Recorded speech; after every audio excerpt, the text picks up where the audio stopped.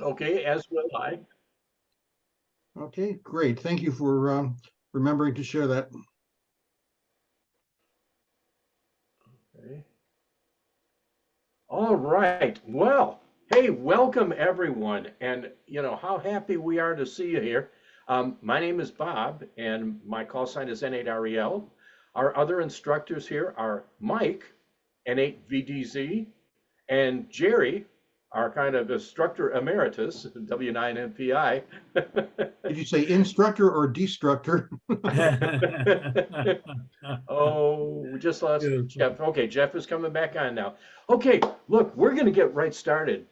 Um, that whole first chapter, if you've gotten your book and read your whole first chapter, it's mostly fluff and good time stuff. The only thing that's of significance, the only thing from the whole first 21 pages of that first chapter, the only thing that could possibly appear on your exam is the question, who is responsible for the regs for amateur radio? That's not quite the wording, but the whole thing is that amateur radio is under the auspices of the Federal Communications Commission, the FCC. And it's the FCC that promulgates our regulations. There are lots of other um, uh, telecommunications organizations out there, but the one that we have to answer to is the Federal Communications Commission, the FCC. Now, amateur radio, there's lots and lots of stuff you can do in amateur radio. Some of you are here for emergency communications and CERT programs and things of that nature. Some of you eventually want to go on to long distance communications. I don't know if any of you are interested in doing data stuff, but that's available in amateur radio. Also sending pictures. Um, oh, and uh, remote control. There's some remote control vehicles, drones and cars and planes and whatnot And that satellites. and satellites that operate on amateur radio frequencies, and you need your technician license for that. Um, there is possibilities to communicate with the International Space Station and with satellites, and that's all done in the um, in the radio bands that are going to be available to you with your technician license. Now, if you want to start communicating nationwide or worldwide, uh, you will probably want to go on to a general or higher license. But if your main interests are in local communications, emergency communications, or doomsday prepper kind of things, the technician license is really pretty much all you need. Along with local communications, though, there are also ways with just your technician license on the technician bands to communicate worldwide. There are a couple of different applications that hook up amateur radio to the internet. And with that, um, you know, from wherever you are in Michigan, or for those of you in Indiana, um, you can communicate with, worldwide. We have a Sunday night net, which is in the technician band frequencies, where we have people um,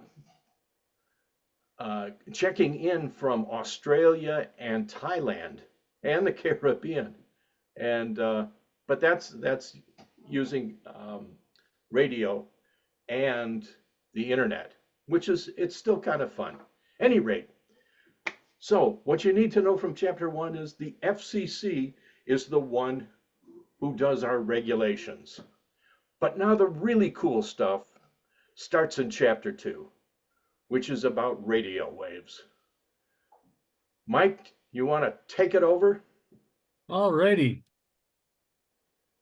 First, I want to tell you that our goal in this class between Jerry, Bob, and I is not to teach you ham radio. While you think you're here to learn ham radio, that's not our goal. Our goal is to get you to pass the test. That's our goal. That's where we want to help you. My experience, and I think all three of our experience, was we didn't learn ham radio when we took, by the time we took the exam. We learned ham radio by doing it. And the only way you do it is by getting your license. So we want you to get your license. So that's going to be our goal. And you will hear us say repeatedly, and so this will be the first of many times that you will be hearing, there are practice exams out there. Hamexam.org, ARRL dot, I think it's .com. They have practice exams out there, which will give you, every time you take a practice exam, it pulls from the pool of questions and you get a different test because you have no idea what questions of the pool are going to be on your test. And we'll talk about that through this class. But the practice exams are what I think are gonna help you really the most. So get out there, take practice exams as often as you can. If you want to do them 42 times a day, you can. If you want to do them once a day, you can. Whatever you want to do, but they are very, very helpful in getting past the test.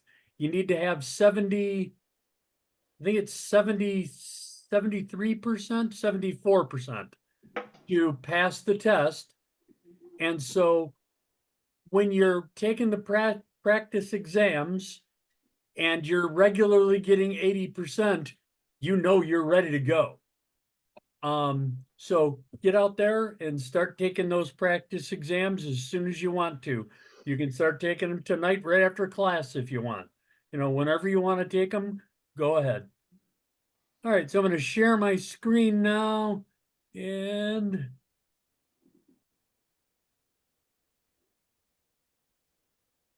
yeah, how come I don't have a little line around it?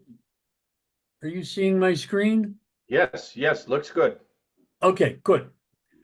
Usually it puts a green line around the screen, but there's no green line, so I don't know why, but that's okay. I don't care. All right, so this is, module 2 or chapter 2 of the book, and we start with the metric system. The amateur radio is done in, predominantly in metrics, because metrics, as you start using it, you will see how much easier metrics is to use than our English system. I am just confused as to why this country hasn't gone metrics, but I know we've tried a couple of times, and I think people just don't want to change. I don't know. Minimal effort and you can get it figured out pretty quick, as you'll see as we go through this. But so we'll start here with the different types of numbers. You've heard kilo, you've heard milli, you've heard mega, you've probably heard giga, and we use some of those phrases now.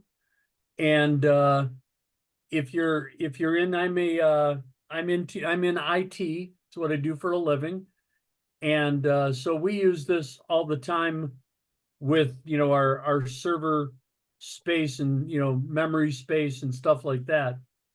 And so the one thing I want to point out is we have all these prefixes that we use. There are two M's, mega and milli. And mega is a capital M and milli is a lowercase m. And if you're talking how much power you're going to put to your radio, and you meant to do it in milliamps. Top right corner called view. Okay. Click on that. Okay, now what? It brought up a bunch of stuff. Yeah, so to the right it says, Hey, Gene, we can hear you. what do you want to see so on and so forth, right? Yeah, Okay. Hey, Bob, can you mute everybody? I can't see that See button your on mine. picture or anything like that up on the screen? I did, but you just, now it's, yeah, I see it. Okay. Thank you. June, That can you means hear I'm us? in the meeting, but I'm not showing, right? You're showing, Your and can picture's we, up there, you're showing. Oh, but that's Okay. not me.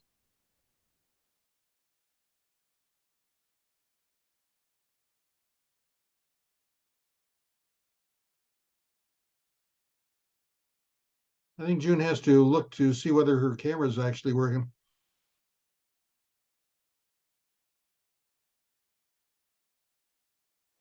Mike, unmute yourself. Mike, unmute yourself. I muted everyone. All right, there we go. Thanks, Bob. Okay. So what I was saying is if you're looking for something, if you're writing some notes down or writing something down for someone and you mean to say milliamps and you put a capital M there, when someone reads that, they're going to read that as mega amps. And that's going to be kind of scary to put that many amps through whatever you're through your antenna or whatever. So be careful with the lowercase, be careful with your case. Everything below mega, everything smaller than mega is lowercase. Everything mega and above is uppercase. So just remember that and note that. Yeah. Why won't you switch? Go to the next screen, please. There we go. So one way of looking at our metric units is by power. So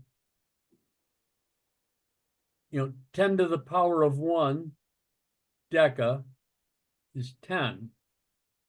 If I go 10 to the power of 2, I'm moving that decimal place over by 1. I have 100. If I move that decimal place over again, I have 1,000. So probably the biggest we use is giga, but we may use tera sometimes. We mostly, especially when we're talking frequencies, we're using mega. And so that's the one you're going to hear and use the most.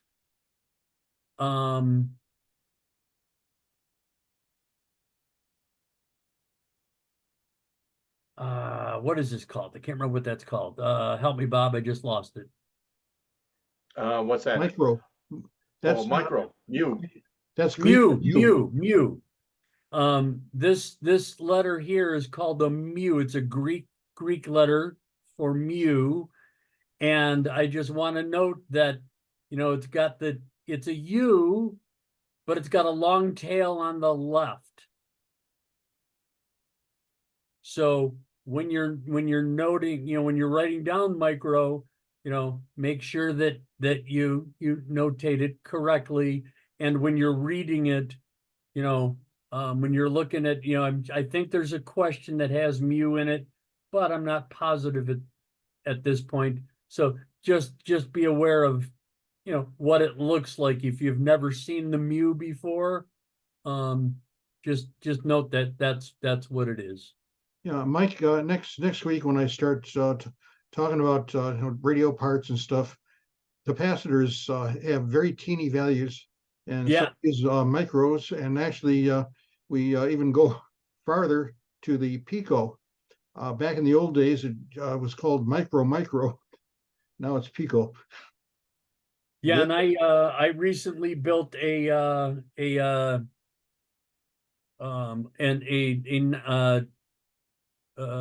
is it, a 49-to-1 unknown, Oh yeah. and it used picofarads.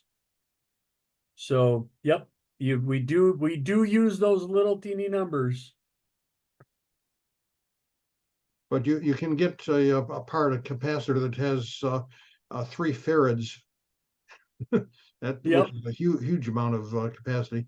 Anyway, we'll get to that next week. So, and I'm just showing you a couple of different ways of looking at this, and you can choose.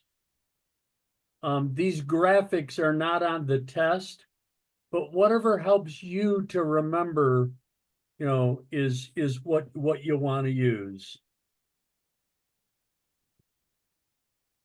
And so, if we start here with hertz, and part of what makes the metric system easy for us is I can say 23,500,000 hertz,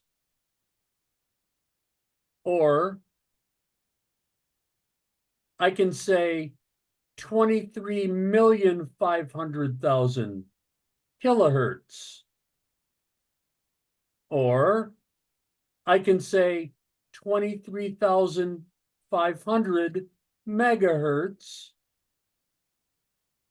or I can say 23.5 gigahertz. And all I've done is move my decimal place over by threes.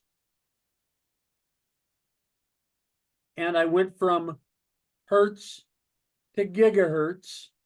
And now it's easier to write. 23.5 is much easier to write or say than 23,500,000. It's also easier to think. 23,500,000,000, that's a whole lot. But 23.5 is a whole lot less. Still the exact same number, but just makes it a little easier for us to notate and say and use. And you can go backwards the other way with it, by moving that decimal place to the right, does the exact same thing, changes it from gigahertz to megahertz to kilohertz, back to hertz. So, which is equal to 1 kilovolt? Now, what I could do is what I like to do is instead of, pulling this up and have you guys all answer, I want you to just know the answer. I don't want you to guess and accidentally guess wrong and then have the wrong answer in your head. So I want to put this answer in your head right from the beginning. So whenever I do these, I give you the answer right away. These are exactly the questions on the test and the exact answers. They may not be in this order, A, B, C, D, or they won't be in that order. But these are the 4 answers for this question that could be on the test. And every question that any of the 3 of us show you will be that way. The question is worded exactly this way, and the answers are worded exactly this way. So a kilovolt is 1,000 volts. And I'm just going to go back to here and say it's that 3 decimal places over, 1, 2, 3 places, and I put that 1 there, and so I got 1,000. So that's how you can kind of remember, what, kilo is 1,000. And so it's 1, if I looked at this here, I'd say 1K, and it'd be 1.000. But if I remove that decimal place from there, and it becomes 1,000. If I went all the way up to the giga, that decimal place would be, well, I could just go to it. I've got to go buy it anyway. Oops, wrong way. That decimal place is over here. But if I take that out, it's 23 billion. So I know it's giga. So just trying to give you some ways of locking them in. Some, different people have different ways of working out how to do this conversion to kilo to giga and everything in between. So it's something that you have to work out and you have to figure out. But once you lock it in, you'll have it. what is equal to 500 millivolts? That's, or milliwatts, I'm sorry. That's 5 watts. And that was one of the things I was talking to earlier. If I had accidentally, we would hyphenate this as 500 lowercase m. And that's 500 milliwatts. Or sorry, MW would be 500 milliwatts. But if I accidentally put a capital M in there, that becomes 500 gigawatts. And so that's why I want you to be careful with the uppercase and lowercase when you use those. What is equal to 3,000 milliamps? And that's 3 amps. Now there are about 18 questions just like these. I'm not going to go through them all. If we have time in the end, I'll hit them all. They are all in your book. As you go through the chapters, if you got the book, that is. If you go through the chapters, all of these questions as you go through the chapters will be in the book, in the chapter. And so as you go through it, I know, Jeff, you just ordered your book. And so, as you go through the chapters, they'll highlight, this question. This question is T5B06. And so it'll say, hey, in this chapter, we're going to cover these questions, TP506. And in the book, they'll say T5B06, is all about milliamps, and so it'll help you to, to get that. And this question will actually be there. They'll ask this question and more reinforcement for you. So we're not going to go through all of those questions because they're kind of just all the same. Hey, Mike, I had a quick question. Yes, sir. John, I have a 4th edition of the manual. Is that a problem? Should I get the 5th edition? Yes, you should. And here's why. Whenever new laws come out or new rules are made by the FCC, it changes. When new technology comes out, they may add that to the book. When old technology goes away, they sometimes take that away. So you may have things in the book. The questions definitely will be different. How different, I don't know. Some will be the same, some will be different. The actual information, for the most part, will really be the same. But when you get down to the questions, that's where it's going to be different. And that's what you really kind of want to know. If you're going to pass the test, they're giving you the questions and the answers, but if you have the wrong questions and the wrong answers, it's not going to be very helpful to you. So I would definitely suggest you get the 5th edition. Okay. Very good. Thank you. And there is a date. You probably know that with your 4th edition, it's got the date on the bottom. Just watch for that date. Look at that date.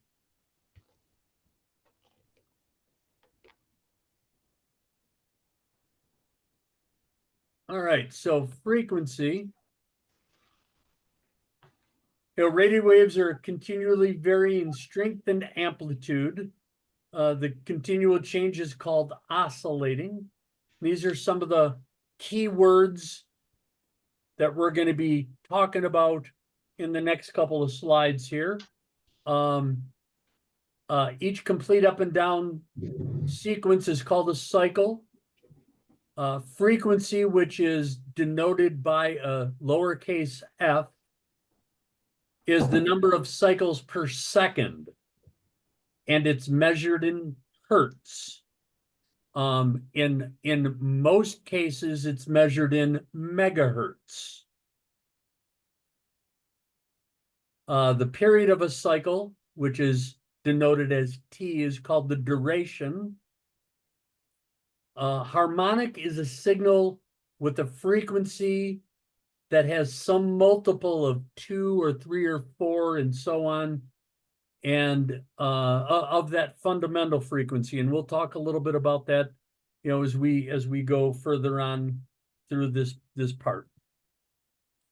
So to help you visualize a frequency, we'll start thinking about a drop in water and what happens. And off to the right, this animation we have here is kind of showing what happens. And that's what happens with the radio signal.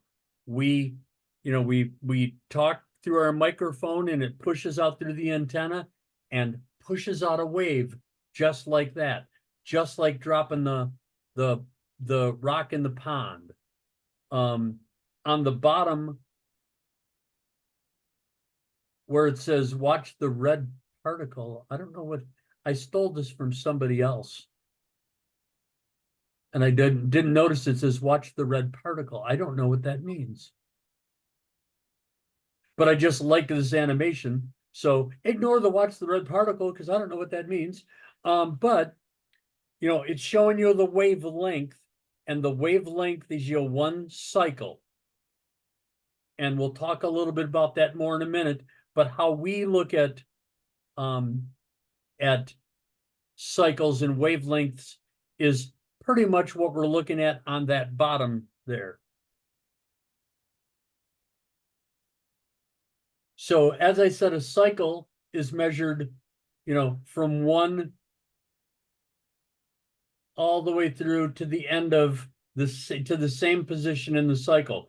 You can measure this from anywhere in the cycle. Your eyes, I think most people's eyes want to measure it from here to here, but it's really easiest to measure it from here. You know, just because you got a place where it crosses it, this is only half the cycle here, and that completes the cycle there. And so one cycle is a second, and different frequencies are going to change that cycle, as you can see here.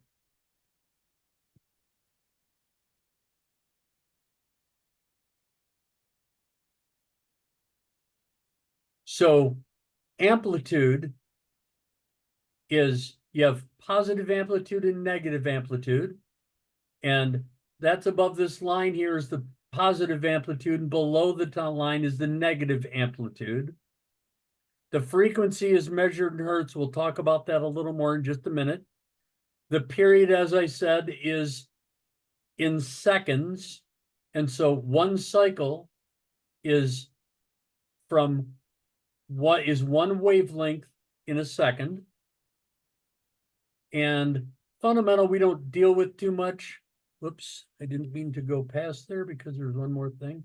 And harmonics is, you know, these are harmonics of this signal. And we'll talk a little bit more about that and get into a little more detail on that in just a few slides. Yeah, Mike, in So- ham speak, we usually think of harmonics as our kids. That's true. Yep. So this line in the center is called the baseline. And it's, you know, where we measure the amplitude, and where, in my opinion, it's the best place to measure your wavelength from, because it starts here and ends here. And so you want to make sure you're, you know, starts here, ends here, starts here, ends here. You know, like I said, we could measure it from here. And I think I have a slide that, you know, kind of shows that a little bit. Yeah. So that you do. I have a slide coming up. So let's talk a little bit more about the wave. We have the top is called the peak and the bottom is called the trough. And we have our amplitude, which is measured above and below our baseline. We have positive amplitude and negative amplitude in a wave. and the frequency is, 1 hertz and it's one cycle. And like here, we're showing it measuring at the tops of the, come on, we're measuring either at the top or the bottom like that, or we can measure from there. We can measure any place we want to on that line, as long as we're measuring from the same start point to the same end point. Would be here, which means the start point would be here. And it's always the same.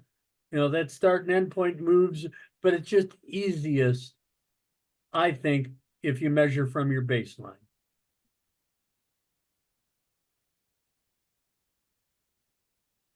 And this is just showing kind of a good graphic showing everything I just talked about there. So with harmonics, the phase is a measurement of time within a signal. Each signal of a sine wave is divided into 360 degrees of a phase. And I have a good graphic of this. But you can see that, well, let me just go to this.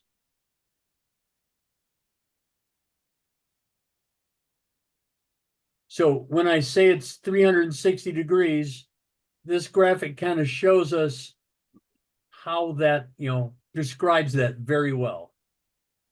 What we mean by it's 360, it's measured it's 365 degrees. So wherever you're at in the signal, it might be 270 degrees off. It might be 180 degrees off. So when I go back to this slide here, this is showing it 90 degrees off. So our original wave, this dotted line is showing the cycle 90 degrees off. This one is showing it 180 degrees off. So it's kind of the opposite of the original signal. So if you're into music at all, which I am, and this made things make so much sense to me. Can you hear that? Can anybody hear a tone? No, I can't. No. Bummer. Try that live performance button. Let's Turn see, it where on. was that? Upper left, Under what? right next to the shield. There's a little box that says live performance audio off or on. Oh, I don't see that at I all. don't see that. You don't see it? Oh, my goodness. Let's see. Let me pull down the mute and see if it's in there someplace. Audio settings, is it in there? For keyboard shortcuts.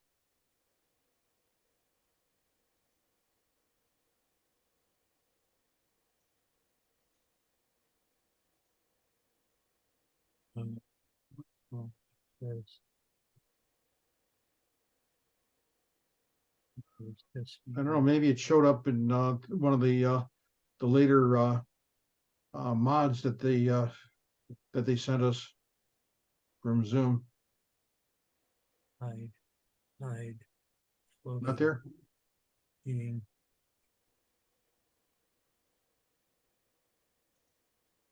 Well, I guess I'm not going to be able to. But what this is showing is this is giving me I'm hearing a tone. And if you're into music at all, this is like middle C is 440 or 222. I think it's 444 cycles. Music is very, very close to, and I'm not a music major, so I don't know this for sure. It's either very close to or it's exactly the same as radio waves.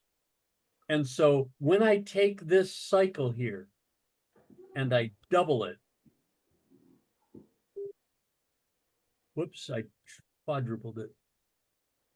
And I double it, my tone, if this was 400, first one was 440, this would go to 880. So it's an octave.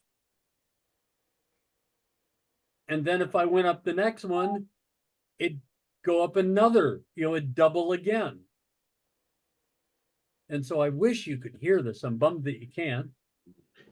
But but if you can think of it in musically, sound waves musically, and that might be why it might be exactly the same. They might work exactly the same as with, this sound waves for, in music. And that might be why we can take sound and put it into a electrical wave and then bring it back and turn it back into sound again that we can hear. Mhm. And so just another way to think of the waves. So what's our unit of frequency? We measure them in hertz. Yeah, Um, Yeah, Mike, for those of you who are as old as I am, when I was a kid, it wasn't referred to as hertz, it was referred to as cycles per second. But sometime way back, Jerry, when did they change from about cycles the per? 1960s, they wanted to honor the scientists and inventors. So Yeah. we're honoring Heinrich Hertz, who lived in the late 1800s, and he did quite a bit of experimenting with what turned out to be radio waves. So they honored him by calling cycle per second a hertz. So we have megahertz and kilohertz and gigahertz. and I'm glad you said that, Bob and Jerry, because I meant to say that earlier when we were talking about hertz, and right by me. So thank you. What describes the number of times per second that an alternating current makes a complete cycle? And that is frequency.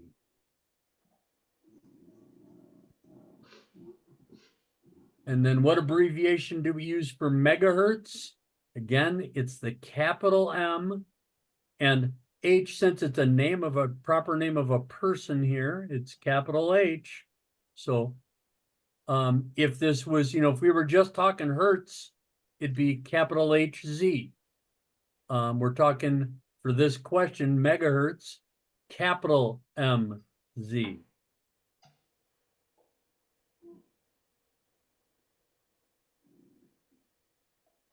What's the abbreviation for kilohertz? Notice again, it's lowercase k HZ.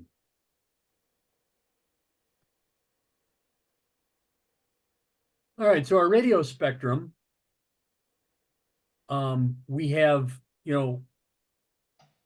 a band, a group of bands of frequencies, and we've, kind of sectioned them off, and you'll notice that they all go up, by the same amount. We go to 3 to 30 to 300, and then 3 gigahertz. It's just adding more decimal places over there. And so that's how they've broken them up as unless you're using Morse code, as a technician, you'll basically be staying in the VHF, UHF area, maybe bleeding a little into the SFH, but mostly you'll be in the VHF, UHF area until you get your general or extra license from there. And then beyond that, most of us hams, we work pretty much any place below 30 gigahertz and probably 30 kilohertz. I don't know. Do you know of any of us that do anything in the very low frequency area, Bob or Jerry? We have, what is it, 137 kilohertz. We just got that assignment, very low power, and it's mostly experimental. And we have something just below the broadcast band, what is it, 457, something like that, kilohertz, where we can transmit and receive. That's the beauty of actually having a ham radio license, because if you get a CB or a commercial radio, they have to be type accepted by the FCC. You can't do anything to them. You can't dip your soldering iron in it and make modifications. But with our licenses, we can take one of those things, dip a soldering iron into it, and change it to work on a ham band. We can even build radios from scratch, and that's within our privileges. Yeah, I don't know anyone in our club though that works on in those particular bands. Right. Yeah, and I didn't either, but just thought I'd ask. Yeah, So- I don't know anyone that does anything below 100 and 160 Kilohertz? meters. Yeah. Well, if you get into the VLF band, that's audio frequency band. At one point, there were commercial radio stations that would send usually code. And that's also the area where radio waves will penetrate, I don't know, a few hundred feet into seawater. So that's where we send stuff to the submarines when it hits the fan.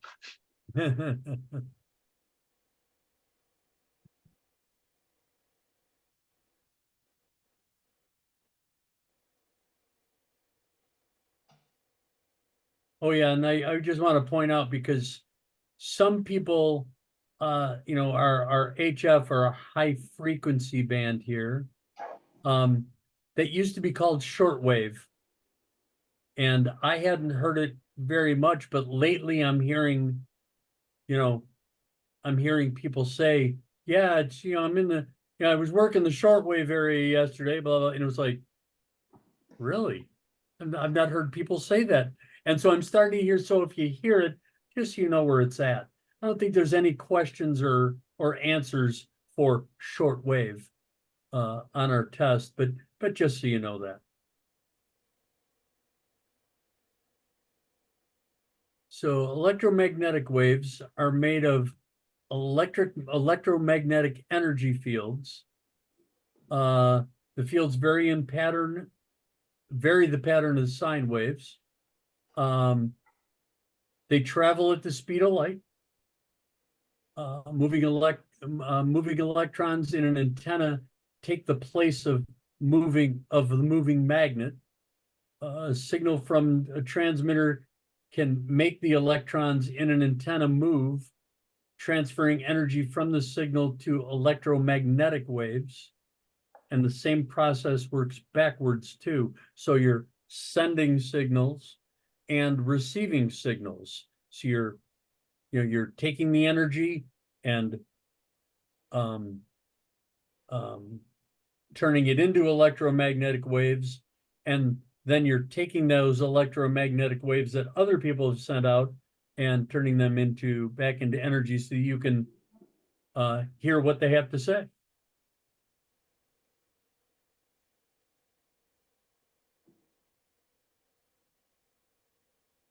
Yeah, I have a model of an electronic wave on my screen. Do you want me to share it? Sure. Okay, let's see if I can do that. See, do I have to stop sharing or? Oh, yeah, Mike, I think you have to stop sharing. All right, let me find that screen again. Where'd you go? I have misplaced my Zoom. This happened before to me, and it has happened again now. How rude. Oh, sorry about that. Well, what the heck? How can it have just gone away? What is it, the commands you've lost? Well, my whole Zoom screen, I only got our pictures is all I have. Oh, yeah, because electromagnetic waves is still up on the, Right. I have two screens here. oh, okay. There are two monitors shared. On one monitor, I am doing the presentation. That's what I'm sharing. And on this monitor here, which is my laptop, I only have our faces. The rest of that screen has gone away. Hmm. Hmm. That is so bizarre. Jerry, are you trying to share now? Yeah, I think yeah, I think I think I have something. Anyone see my stuff? No? We Oh, still have Mike's electromagnetic waves okay, and you don't have that screen up, slide up. Mike, so you can turn it off? No, I don't know where it went, and that's making me crazy. Where the heck could it have gone? Because I'm still connected to Zoom, so it's got to be somewhere. Try Alt Tab. See if that'll bring anything up. Yes, let me see if it's. Um,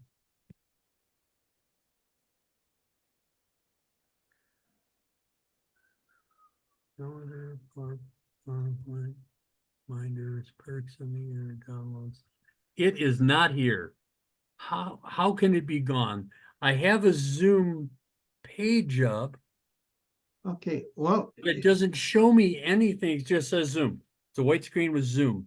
Oh, Mike, wow. if you want to do it quick and dirty, you can just exit and then Bail come back out. in. Yeah, bail out and Bail come out. back We'll in. let you back in. I You know, promise. why don't I do that, Bob or Jerry? You show your screen when I go out.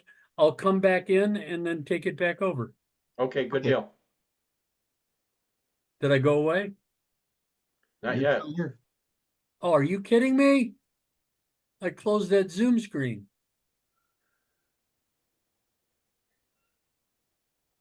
And you can't find the other Zoom screen? Pin, My hide, goodness. choose, blur, stop video, mute my audio. I got nothing. I closed that screen.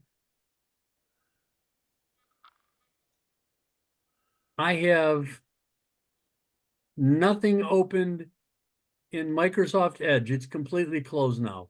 How can that be? Well, do you have a Zoom token on your on the bottom of your screen? That's what I was looking for. I don't see it. In the bottom taskbar, because Ah, that ah, you can just wait, it says Zoom not signed in. How can that be? uh, well, you're not signed Oh, in. wait. You're a Okay, guest. here we go. I think I got it. I think I'm going bye-bye. Okay, he's gone. All right, All righty. all right. Let's see what I got here. Okay, Jerry, I see your screen. You see my screen. Okay. All right. This is an electromagnetic wave. Later on, we're going to get into the down and dirty of it, but it is electricity and magnetism. One of the jobs I have next week and the week after is doing some heavy lifting on theory, and you're going to find that electromagnetic waves are the thing that go through the air, go through space, and when they hit an antenna, they turn into electrons, electronic motion. What we're going to talk about a lot is movement of electrons, movement of electricity through wires and stuff. Doesn't go into the air until it hits an antenna, and the antenna does the miraculous there. So what you've got is the electro part is vertical. The magnetic part is sort of a horizontal, and it's a combination, and it goes through the air. We have very, very complex signals and very simple signals, but they're all the same. They're electromagnetic waves, and when they hit an antenna, they turn into electronic motion again. Or if you have a transmitter, you're making the electronic motion go into an antenna, and they become that becomes electromagnetic waves. So we used to have, let's see, I think I read a book once where some African explorers brought the first radios out to Africa, and they were talking to people, and the local residents thought that the equipment was for persuading friendly spirits to send messages. And actually, that's fairly close. Okay, I'm going to get out of that. Let's see, screen sharing, stop share. Yeah, that's a cool graphic, Jerry. Thank you. Okay, All right, let's see. Where is the share? Yeah, right the moment we don't, oh, there we see you now. Yeah. Share screen again and share that screen. Oh, look, I got my blue box again. good. So, all right, you can see my Yep, screen. yep. All right, so The radio continuing on, spectrum, yes. there's some more keywords here in red. The range of a radio signal frequency is called radio spectrum. It starts at 20 kilohertz and continues through several thousand gigahertz. The specific range of frequencies in which signals are used is for a common purpose or have a similar characteristics is called a band. And we deal a lot with bands. You'll hear band all the time in amateur radio. Frequencies above 1 gigahertz are generally considered microwaves. And we'll talk a little bit about that coming up too. At least I think we do. All right, so when we're talking about our signal, a strong signal as opposed to a weak signal, and you have noise in between, you gotta, you want to watch for the noise that's all around you. And so when you're tuning to that signal, your best reception is going to be right in the center of that signal. We're on this right here, we're saying 800 kilohertz. On our radios, like the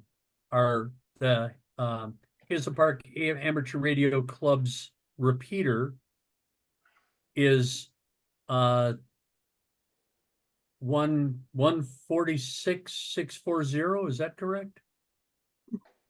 Yes. 146,640. So megahertz. 146.640 megahertz.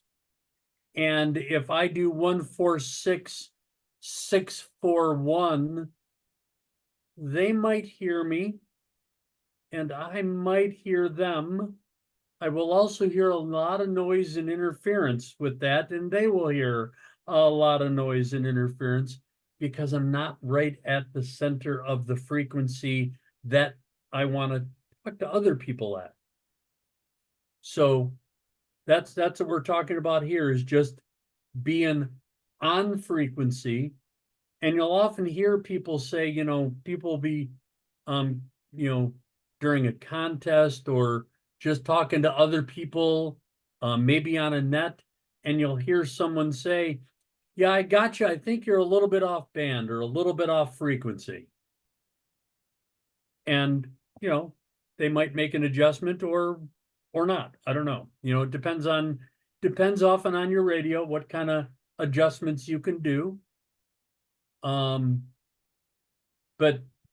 you want to make sure you're, center your band or center your signal for center your frequency for best reception.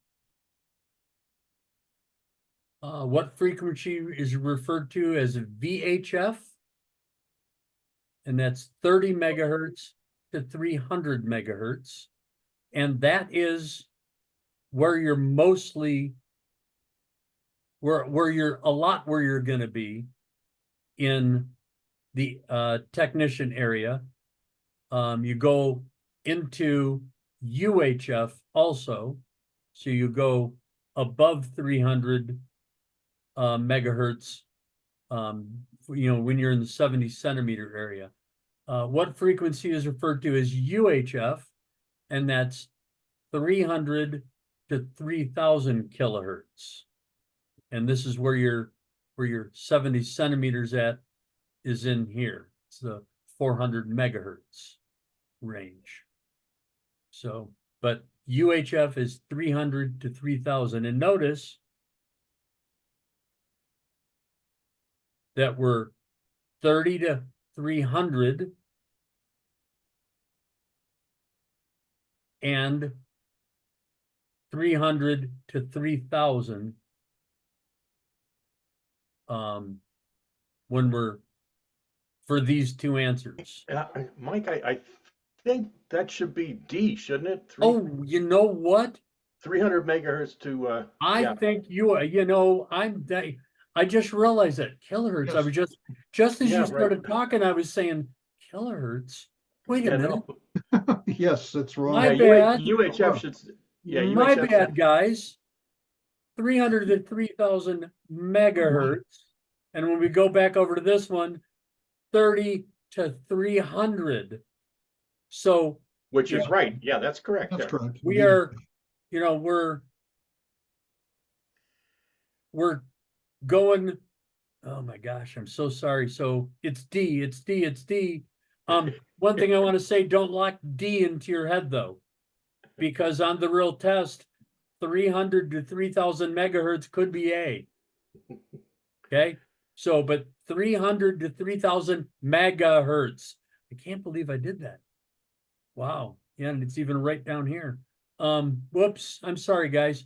So, but you'll notice as we're going up the band, 30 megahertz to 300 megahertz, and then from 300 megahertz to 3000 megahertz is our UHF band. We just went, right up the line. So it's kind of easy to remember.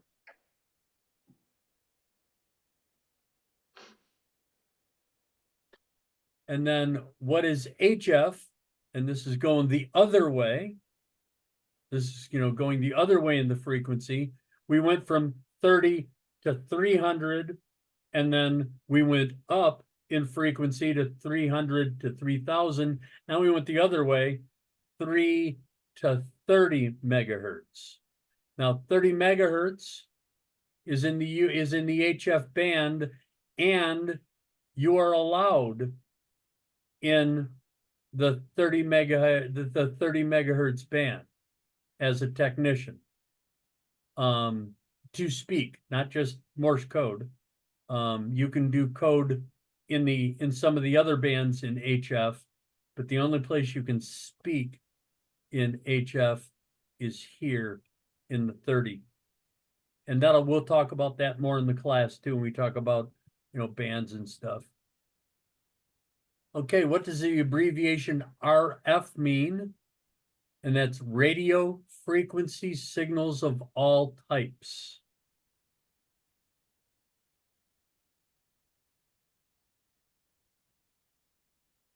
And now we're going to talk about wavelength a little more.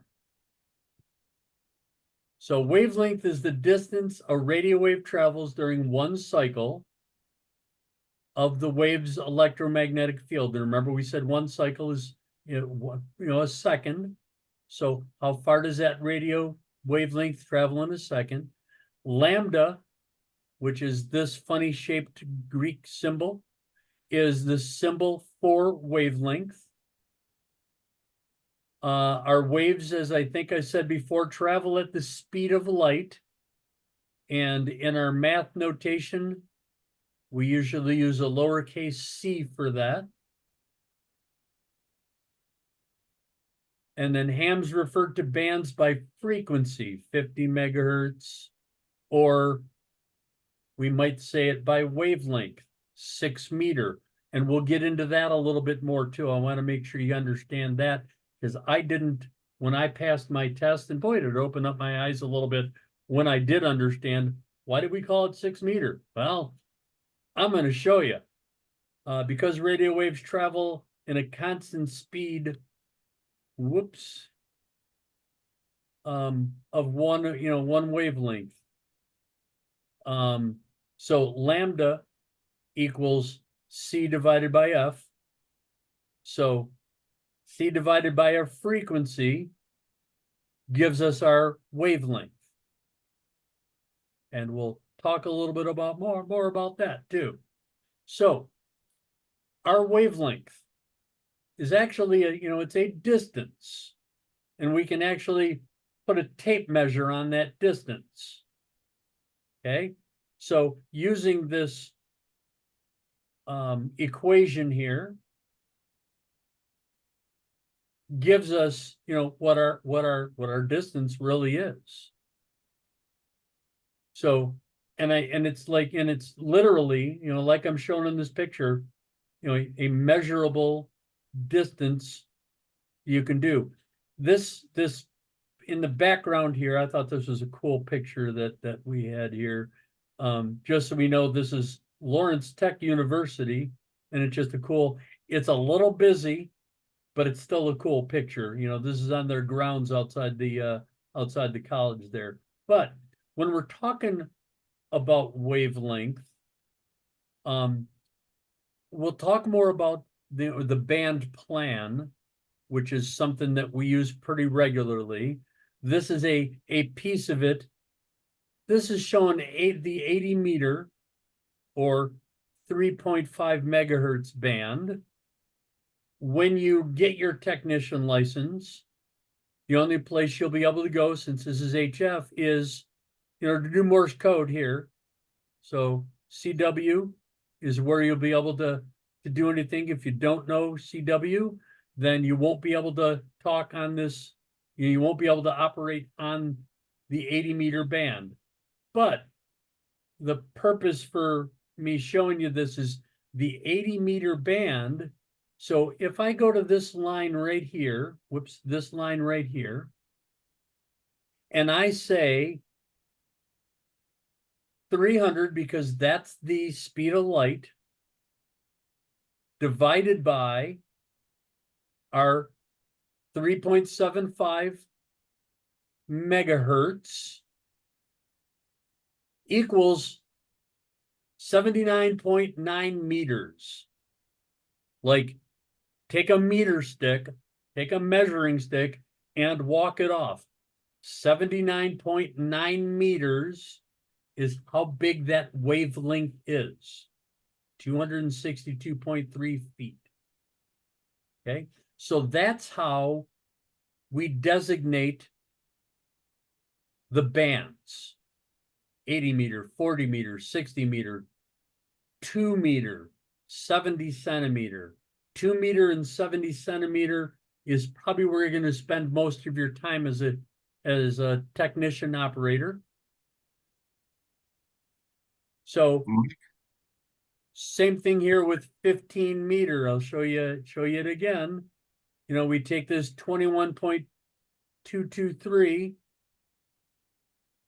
300 divided by 21.23 megahertz, and that gives us 14.12 meters. Now, what I want you to be careful of is, I don't know who named these, because when we look at the 15 meter band, none of the math works. Everything in here is 14 point something meters, from 21 to 21.4 megahertz. I don't know who did it. Don't yell at me. Don't yell at Bob, and don't yell at Jerry. We didn't do it, but they called it the 15 meter band. They're just Okay. just approximations. Yeah, but most of the other bands they're in that range. So when you do the math, 300 divided by your frequency in megahertz, it comes out, Well, like the 20 centimeter band, it comes out to 23 point something. So if there's a question on the test and you do the math and it comes out to 14 something, and the answers are 15 meter, 30 meter, 60 meter, you know what? Go with the closest, which is going to be 15 meter. Okay. Because I think there is a question like that on there, which just baffles me. I don't know why they didn't call this 14 meter. Maybe the frequency, maybe the band has changed through the years and they've reduced the size of the band for, our legal use as hams, and they just kept it called 15 meter. I don't know why, but I don't want you to get stuck on, well, wait a minute, the answer is 14.8. And there's no 14.8 in the four answers here. Just don't want you to get stuck on that, okay? Mike, back in the 1950s, the FCC adopted or allowed hams to use that, but the rest of the world was using it for a couple of years before. So I don't think we had naming rights. Uh-huh. So So somebody else the did it rest of for the us. world screwed it up. Right.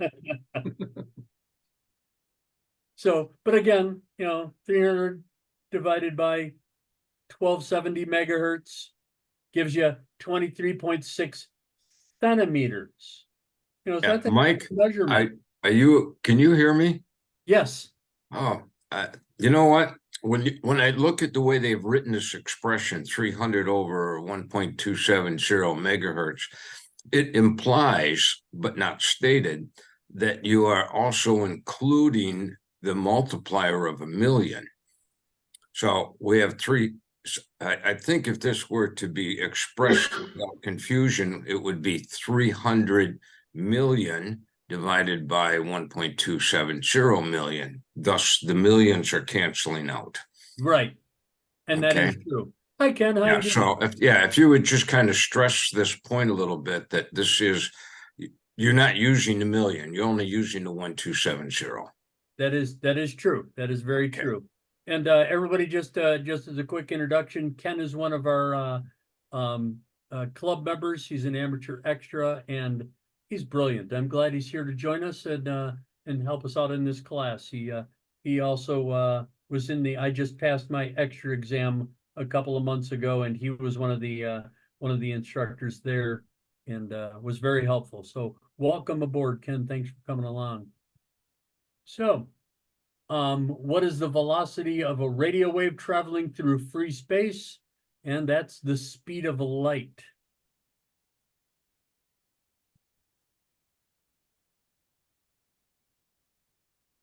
Go to the next slide, Ray. Thank you. What is the relationship between a wavelength and frequency? And wavelengths get shorter as the frequency increases. And well, I think I talk about that a little more coming up to make that a little clearer too. What is the formula for converting frequency to approximate wavelength in meters? And that's the wavelength in meters equals 300 divided by the frequency in megahertz.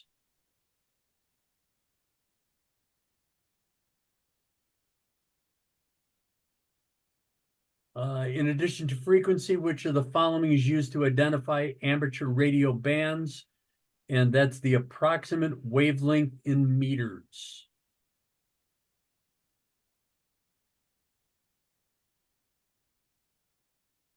And what's the approximate velocity of a radio wave in free space? And again, 300 million meters per second. That's the speed of light again. But they're not looking for speed of light. It's not one of the answers, even though that is the speed of light. So they're sometimes going to ask you questions, in multiple ways. You probably won't get this question and the one that has the speed of light as the answer. But just, they're going to ask you that, there's several ways to remember, the speed of light is 300 million meters per second, or, that. Hey, Mike, can I interject a little bit? Absolutely. Okay. What Mike is doing is going through the different versions of questions. When we give you the exam, or when you take the exam online, you're getting 35 questions that are picked out of a question pool of, 400 something questions? Now, Yeah, I Bob, think it's 450. Yeah, I think it's about 460 questions. 460 questions. And now the 460 questions are on various subjects. Like some of these definitions, there are a couple where you have to identify the part in a diagram, things of that sort. So in order to limit cheating, since we're, the FCC entrusts us to give the exams, in order to reduce the possibility of cheating, we have different question books. So I can put two people together, give them a different question book, and one person will have one version of that question, and someone else will have the other version of the question. So it'll test you on that. And the fudge factors, you can miss 9 questions and still get the take the exam and pass. So there are some questions that you're not going to know. You can take a chance. You can guess sometimes. We, as Mike was saying, we don't really teach you everything. We're just trying to get you through the exam. Then you can learn. Then you can learn to be a ham. Back to you, Mike. Yeah, and let me add one thing to that. If you're stuck on an answer and the guy sitting next to you is sitting in such a way that you can see his exam, it's not the same as yours, as Jerry just said. Don't get the idea of, well, I can see it. I think I'll just, and that's the same number I'm on. He put B, I'm gonna put B. It's not this, you will not be sitting next to someone who has the same test. They make sure of that. So just so you know. And we'll give you strategies on how to answer the questions. Yeah. Yeah, and through the class we'll be telling you that kind of stuff all along and get you there. So your radio equipment, you have a transmitter, you have a receiver, and you have a switch between them. You can only transmit or receive. You can't do both at the same time. And you have a power supply, and you have an antenna. And I just always include the antenna as and the feed line as part of the same thing. So you have power supply, a transmitter, a switch, and a receiver, and an antenna. And those are all the parts of your radio. Now, in a modern radio that you would buy today, I'm not sure if you can buy a transmitter and a receiver and a switch anymore. You may be able to. I know that you could build your own. But what you'll have to do is you'll have to switch it to transmit, and then you can talk in your microphone, and then you'll have to switch the switch back over to receive, and then you can listen and hear someone talk back. Our modern radios this is all built in. It's called the transceiver. And so all 3 of these parts are all built into your radio.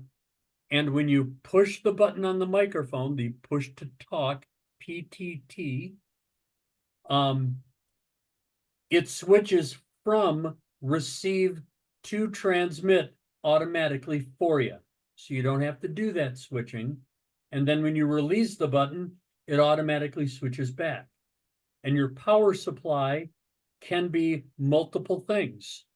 It can be a power unit that you plug into 110, and then you plug that into your radio, and voila, you got, the 12 volts going to your radio. Or you could be plugged into a battery right into your radio, or you can be plugged into a solar panel into your radio, or you can hook up a generator to your bicycle and hook that up to your radio and pedal while you, no, I'm just kidding. But No, actually, Mike, we do that. We actually do that on field day. There's extra credit if you use a bicycle, solar cells, things of that sort. so that's what your power supply is, whatever's feeding the 12 volts to your radio. And the feed line is just the coax that goes from your transceiver to your antenna. So your signal goes out through the feed line to your antenna, and your antenna then blasts that signal out to the world. And then the reverse happens. The world has blasted signals out, and your antenna's going, hey, there's a signal there, and it's on the frequency that I'm on. I'm reading that and telling you what they said. And I'm not an engineer. I'm not a scientist. I'm an IT guy, and there's a lot of magic in our world, in IT, and this is one of those places that's magic to me. I'm just still wonderfully amazed at the magic of, I can take a sound wave and I can turn it into electricity and I can throw it out in the air, and then someone else can pick up that wave and their radio will take that and turn it back into words and hear exactly what I said, how I said it, the speed I said it. Oh, it's magic. It's wonderful. But that's what a transceiver, these are the basic parts of your radio equipment. And yep, and that's what we just all talked about there. So what is a transceiver? A device that combines a receiver and a transmitter. So that's the transceiver, your receiver and your transmitter.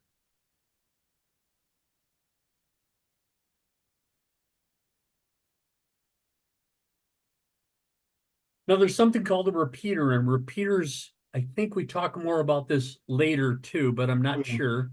But a repeater is something that's used for low power, so that someone who's on a mobile radio or on a handheld radio can communicate further. And what it basically is two radios. One is taking your signal in on a receiver at a frequency, and then on another frequency, it retransmits that signal with more power. So you may be on a little handheld radio, a mile away from the repeater, but you may be talking to someone 10 miles away off your little mobile device.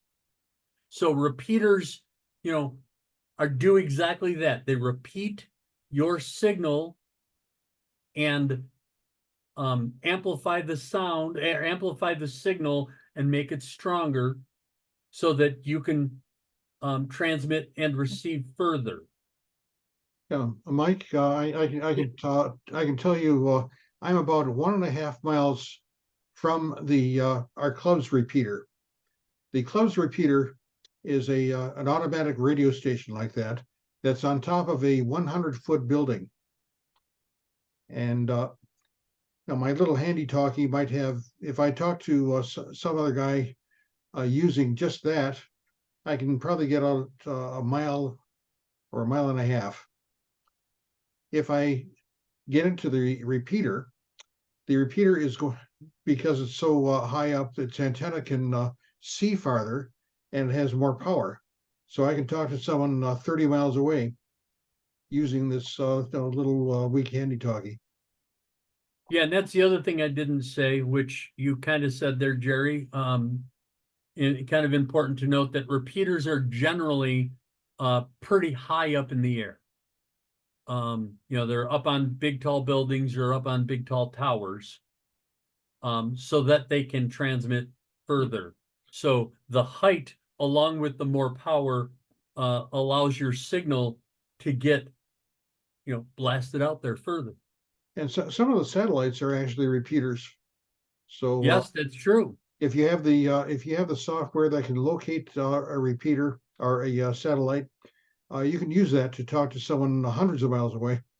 Yeah, on the International Space Station, they have the radio set up as a repeater there right now.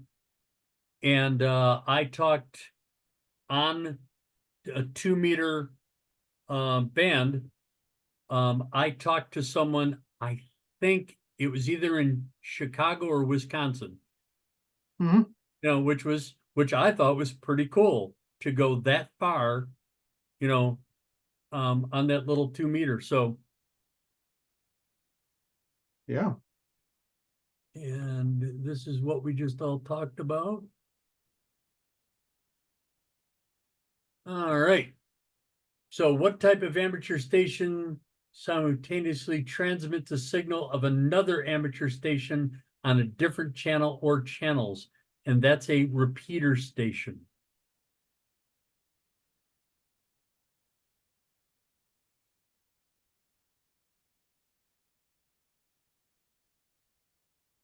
And I'm throwing in this because I'm shamelessly inviting you and doing a little advertising for our club.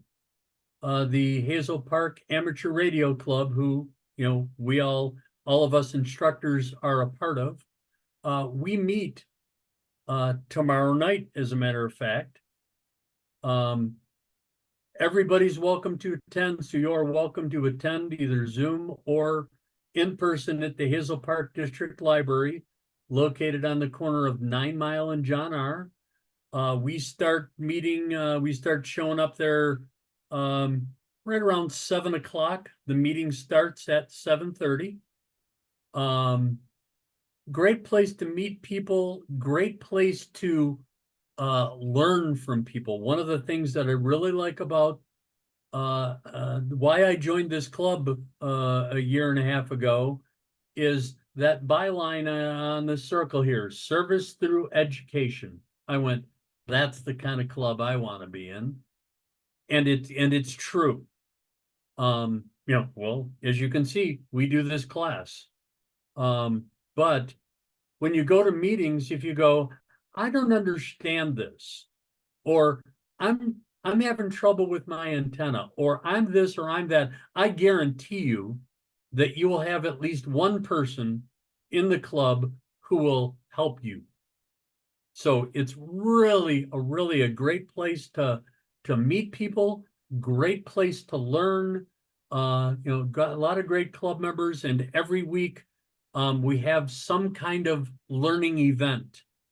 I don't know what we're doing this, don't know what the what the learning event is for tomorrow night, but it's always good. I've never had one that I went, well, I wasted my time.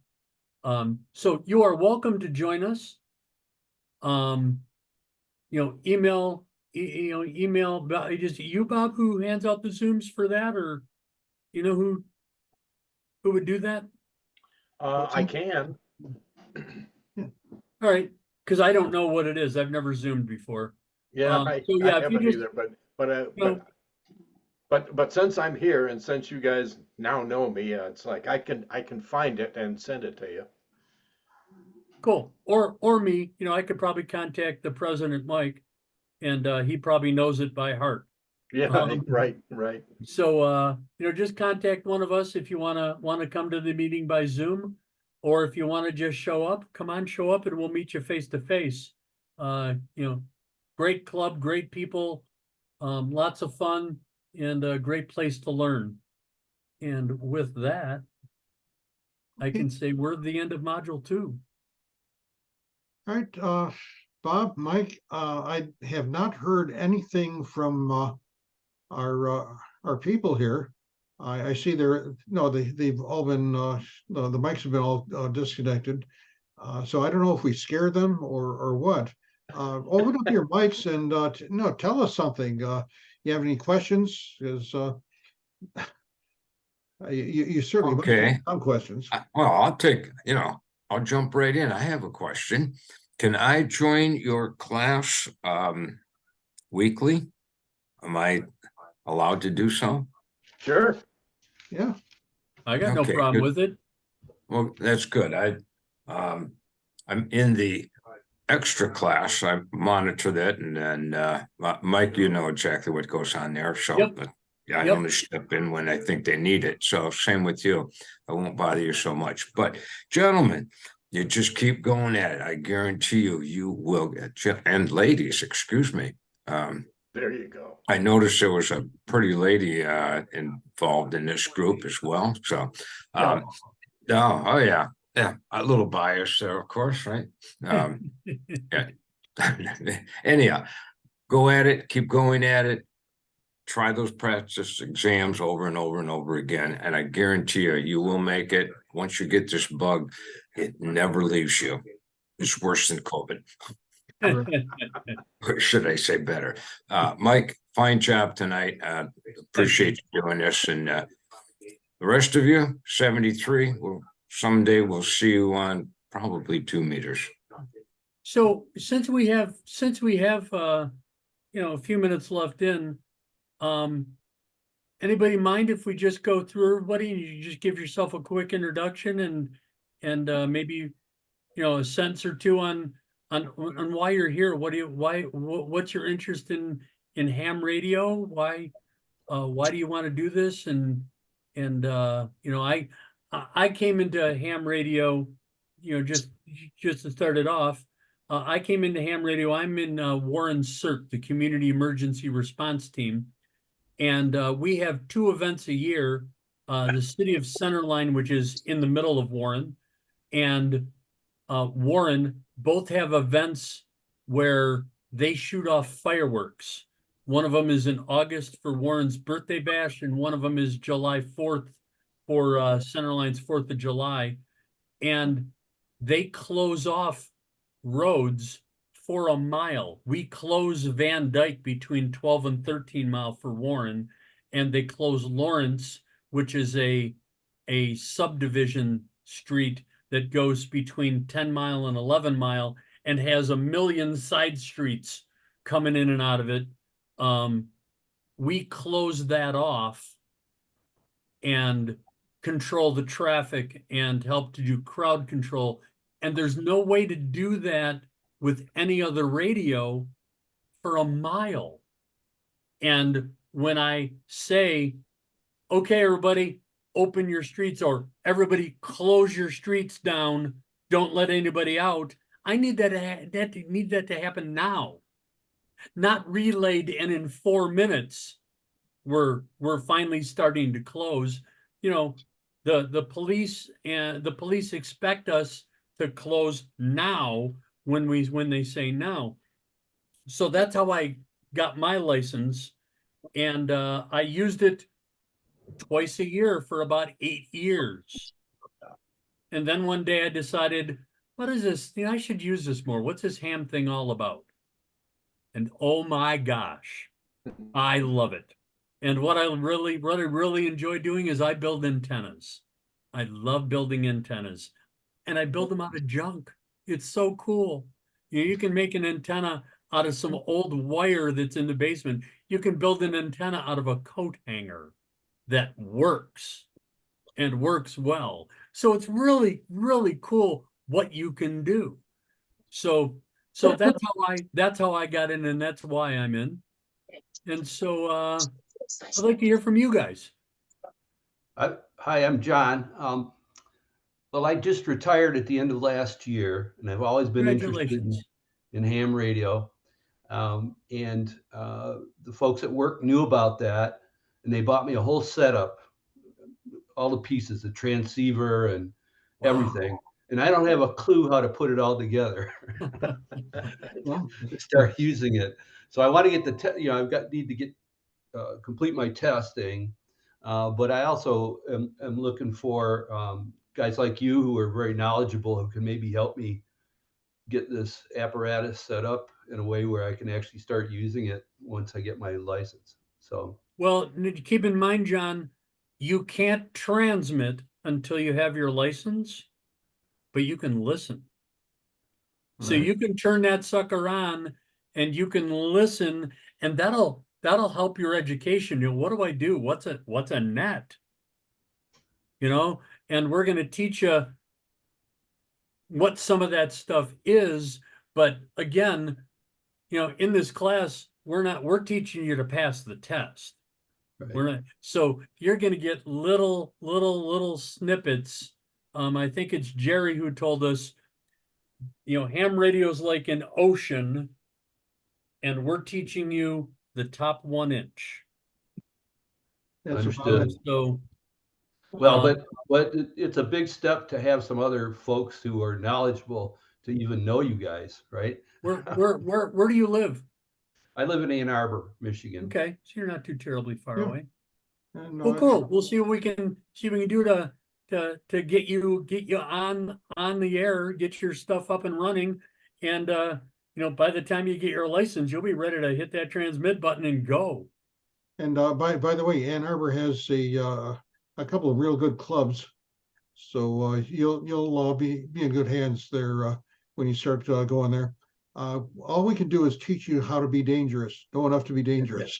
That's what I'm looking for, Jerry. Yeah. All right, who wants to be next? Well, Oh, there you go. if I you don't want even, me to, go ahead, Bob.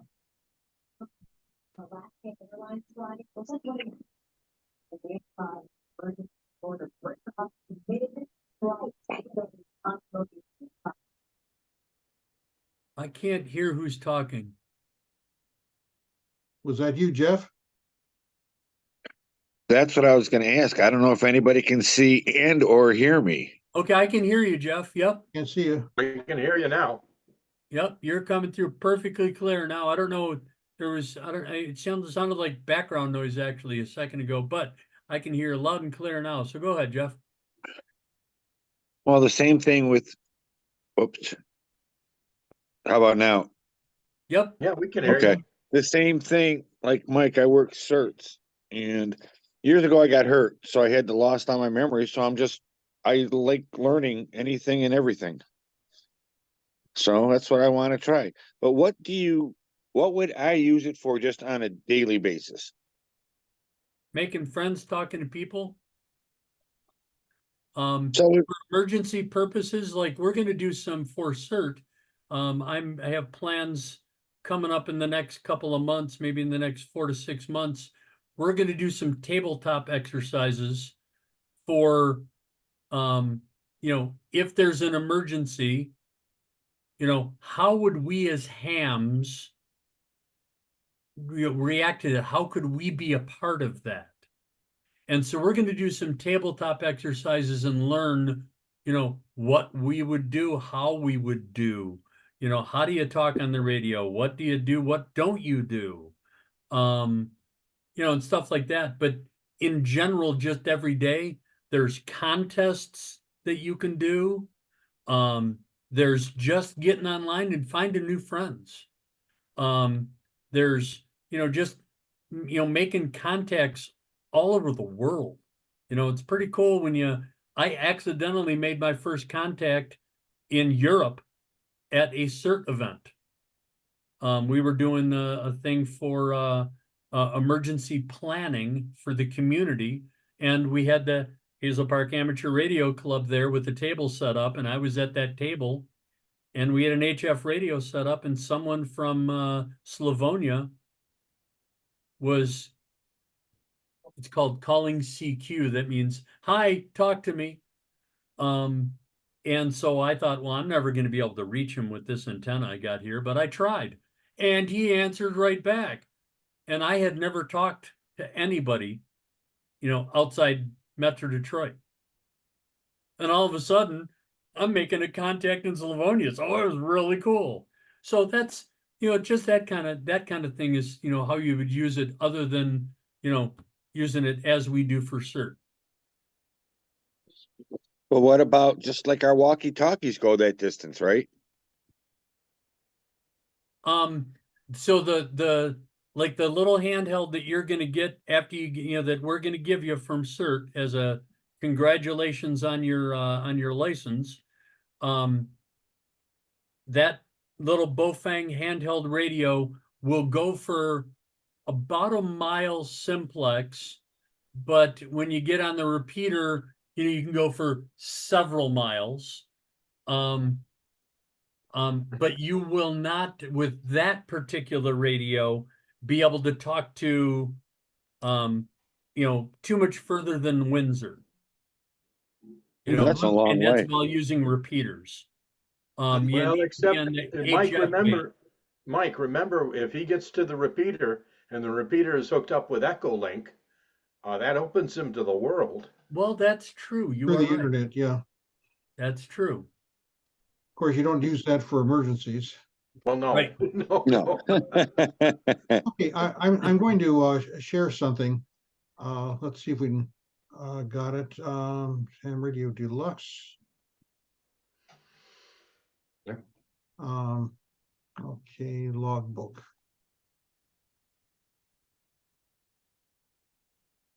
Okay, I have an electronic logbook.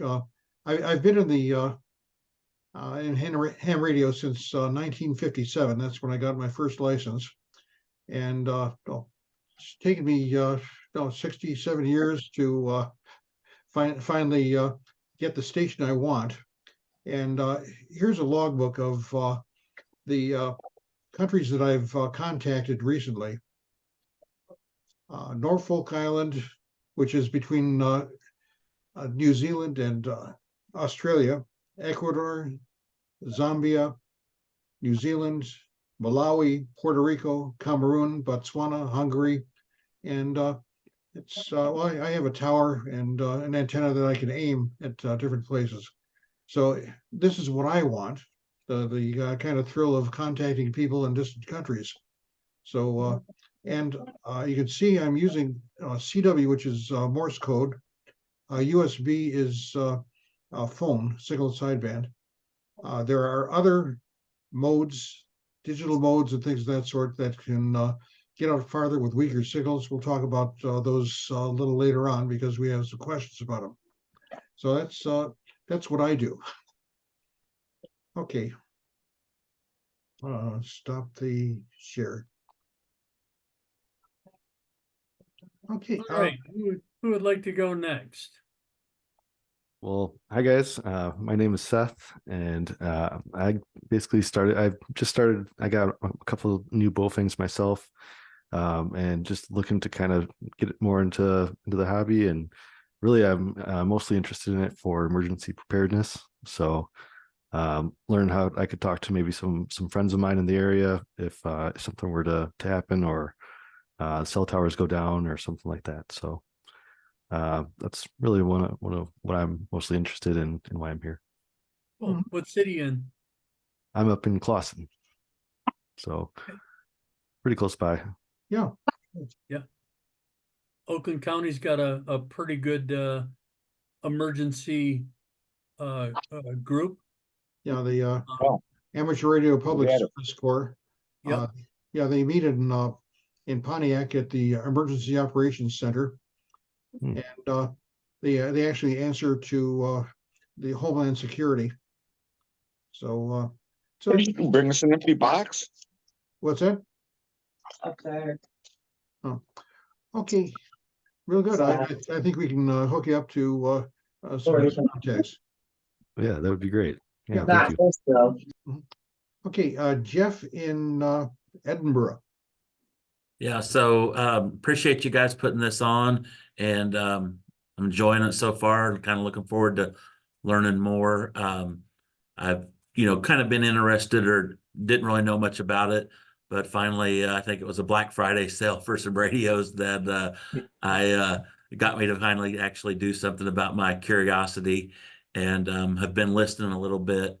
And there's some clubs around here that have net meetings or whatever, and really just like that. I kind of like tinkering and piddling, I call it, and like you was talking about making your own antennas. I like modifying things and recycling things. Um, like the idea of, being able to communicate with people in the area, without having to use cell phones or the internet if that's not available. And just, it's as I've, just what little bit I've started to get exposed to it, it's just surprising to me, how long it's been around. And, it's like, why didn't I get into this sooner, so I'm looking forward to it. Oh, great. Excellent. Let's see, how far are you from Franklin? Very close. Okay, because I looked up and there are two clubs there. One seems to be looking for people to mentor. Okay. So that would be a Yeah, good. and there's one in Columbus, which is I'm kind of in between Franklin and Columbus, so they're equally close. But yeah, it's kind of been fun, just listening to their net meetings or whatever, and people was able to get online and find the different repeaters, by putting in my zip code and then tuning into their frequencies and stuff. So been fun so far and just scratching the surface. You're talking about that 1 inch that you learned to pass the test. Well, I feel like I've got like, about a 64th of an inch maybe, but I was pretty happy because I'd gotten the radio and turned it on a couple of times and there was really not much going on and I didn't really know how to use it anyway. So, after trying a couple of times and then tuning in to the right frequency during somebody's net meeting, it was kind of neat to, hear people from, quite a, down as far as Louisville that could hit a tower and see more than I was picking up off that repeater tower. So. Oh, that's great. Okay, we do caution you, don't spend any significant money until you've gone through most of this class. And I'll also have somebody to advise you on stuff. You don't want Yeah. to spend $1,000 on something that's not going to work for you. Yeah, no, I definitely, and that's the thing. And that's why, I think it's partly my learning style, but also, I basically want more information than just what's in the book. Oh, So I think that's where you guys come in. But basically, I was surprised how cheap I got, like 2 Bowfangs, and thought, well, for when my friends are interested, they can borrow those, and not something that I do spend more money on. yeah, and I'm at the end of the class, I'm going to send all of you a little thing I put together, what every young ham should know. And some of my preferences and prejudices about radios. And as far as these cheap Chinese things, just know that they're sort of like Kleenex. If they tear, if they fall apart or something like that, you throw it away and get another one. And so some of them are not as mindful of FCC regulations as far as interfering with other services and stuff like that as some of the more reputable companies. But again, this is something this will get you on quick, and it'll do it. And the handy talkies look sexy on your belt, even though buying a base station or a mobile station with an antenna for your car, that's going to be a lot more effective. So yeah, well, lots of stuff we can tell you. Okay, Bob, can I sort of do a little housekeeping on this on the manual and stuff like that? Sure. Okay, I'm gonna try to share again. Gonna move this over. Okay. Oh, okay. Yeah, has everyone bought the manual, by the way? Yes, I have the manual. I Okay. have the manual as well. Okay, now what happened to my manual? Oh, here it is. Okay. All right. Where is, Is that the up-to-date manual? this is the up-to-date Yeah. manual, the 5th edition. Yep. And it's yeah, it's on sale. You can buy it from the ARRL, but I think they have some hefty shipping charges. Just as easy for you to go over to a bookstore or order through Amazon. So anyway, I seem to have lost the index on this thing, but okay, There it is. all right. So well, here's a table of contents, and well, we've gotten 1 and 2, and then next week I'm going to be doing some heavy lifting, electricity components and units and radio circuits, and it might spill off into the next week too. I expect you guys to tell me, hey, Jerry, slow down, or please explain this a little better, please, because this is heavy stuff, but it's worth getting to know about it. Again, as Bob says, it's a mile wide and an inch thick. Now, one of the things, the exam, chapter 10 has all of the questions that are in the question pool. That's where they draw the different questions. There are 35 questions. There are something like 10 different classifications. They take a few questions from this, a few questions from that, and so on and so forth. And I don't know if I can get to the very bottom of the. Wait, can I? Yeah, I can do that. Come on.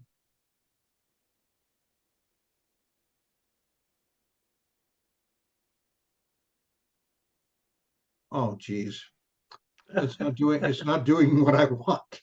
I don't want the dictionary definitions. Oh, anyway. No definition found. That's good. So go away. Oh, here it is. Okay.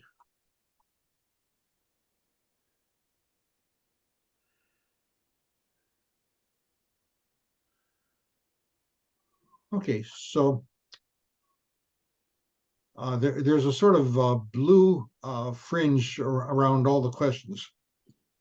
And these are the different kinds of questions. Radio wave characteristics. Why do VHF signal strengths vary greatly when the antenna, let's see if I can move this over without damaging something.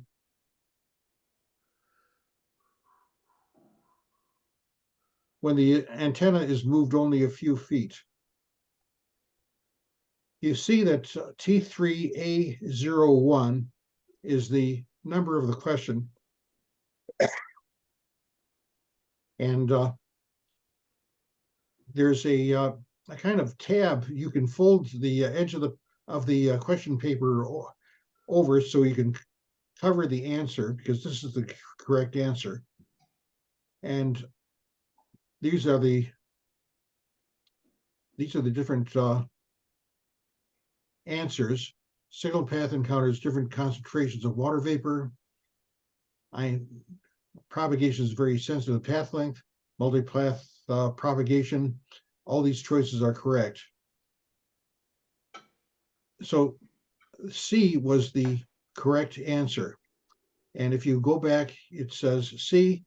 And if you go to T3A0, it should get you back to the section where they talk about it. So that's one thing that you can go through. The ARRL and various other services have these questions. You have to register with the ARRL. It's free, and they have the webpage listed in the book. And what you can do, it will actually assemble questions for an exam for the things that you're studying. So if you're studying antennas, you can get it to ask you only antenna questions, things of that sort. And again, we can't emphasize more. Keep on studying, keep on taking those exams. And some wise guy said, "Now, what if I memorize all the answers?" Great, you got the exam then. We don't care. Get the exam. It's like a learner's permit. Yeah. You can become a ham. So, any questions? All right, let's see if I can stop sharing. And is there anyone here we haven't insulted yet? I'm Robert. I live in Davisburg. That's in Oakland County, Yeah. and glad to be that I found the class. For me, I'm looking for the ability to have alternate communications methods in case the main communication networks aren't usable, such as during natural disasters. Right. Okay. Here's a little bit of doctrine from the Amateur Radio Public Service Corps. The government has tremendous resources. They've got special caches of emergency equipment, radios, all sorts of stuff. But they're slow moving. It takes a few days for them to get all the manpower and all the equipment out. And we found that amateur radio holds things together for a few days until the government, the professional help can get in there. And we're called amateurs not because we do shoddy jobs, but we are not allowed, according to our rules, we're not allowed to make any money off it. Now, I'll have some questions later on when we talk about countries that we can talk to, people who offer us money. I'll have a question like, this guy is selling North Korea some kind of switches. I think they use them in atomic bombs. And he has to get the price of these things to his partner. He'll pay me $500 if I contact North Korea and give the guy the prices. And of course, my question is, how many rules have I violated by doing that? Yeah, that's something we're going to cover when we get back to, I think it's chapter 7.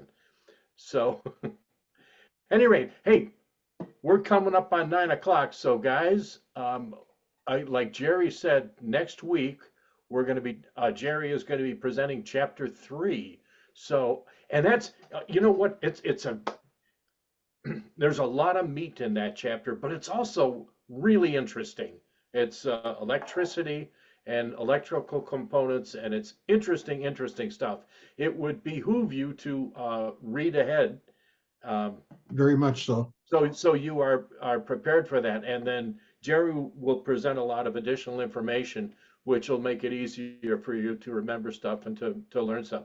It's a really good chapter, but it's one of the meatier chapters of the book. So be warned. Okay, we're kind of coming up on 9 o'clock, so I think what we're going to do, I think it's about time for us. I think, as they say, it's Miller time. So, one last thing. If you look at the chat screen, click on chat, and you're going to see a listing for a free study guide. This is a guy in Ann Arbor who does ham in 1 day courses, and it's a pretty spare book. It's free, and it's a good alternate review. So I'd say go over to that website and download your PDF copy of that free. I don't see that in the chat. yeah, I don't see that either. Hey, before it gets too late, I kind of want to apologize for turning my back on you periodically, but I'm involved in the extra class just to my right. It's kind of going on both times. I just wanted to see what was going on in here, and it looks like you started out great right in the beginning. Waves, kilohertz, megahertz, so on and so forth. It sounds like most of you people are very curious. That I think that's what got me into this. Back in third grade, I was novice in 8th grade, tech in 9th grade. Moved forward. I got out of it, got back into it because I was doing some private tutoring. I thought it would be nice to have something to deal with your hands for mathematics. Worked out well. So moved on. That caught my interest to get back into it. And lo and behold, I've never been a general. I haven't been an advanced. I've only been an extra. So I had to skip all the exams. So yeah, but I had a background. I've got 55 years in this industry, so it just kind of works out that way. Masters in the electronics part made it really, really simple. Most of it was rules and regulations, the boring stuff that we all have to go through. So I'm going to let all of you go. I wish every one of you the best. Stay with it. One of the most surprising things is that once you get involved in this, it opens up more windows, more avenues that you could possibly imagine. There's from social to emergencies to sky warrants to trying to make 100 contacts throughout the world, different countries. And there is a very strong technical side. And I know everybody that gets in wants to deal with making antennas. You start moving forward, you learn a little more about them. You can start designing them on your own. So you go through a whole lot to get there. And it's a great road. I made a career out of it. So that's the way it is. Anyhow, gentlemen, I'm going to let you go. And again, Bob and Jerry, I don't know if you guys know, but Jerry has been involved in our overall education process for I don't know how many years. I've been with the club a little over 20, and he was there then. He's there now. He doesn't stop. So, Jerry, I take my hat off to you for all of your efforts and how you line all this stuff up. Just another element of ham radio. Thank you. All right. 73 all. Good night. All right, take care, everybody. We'll see you next week. Be well. Okay. Good night. Thank you. Have a good night. Bye. Good night.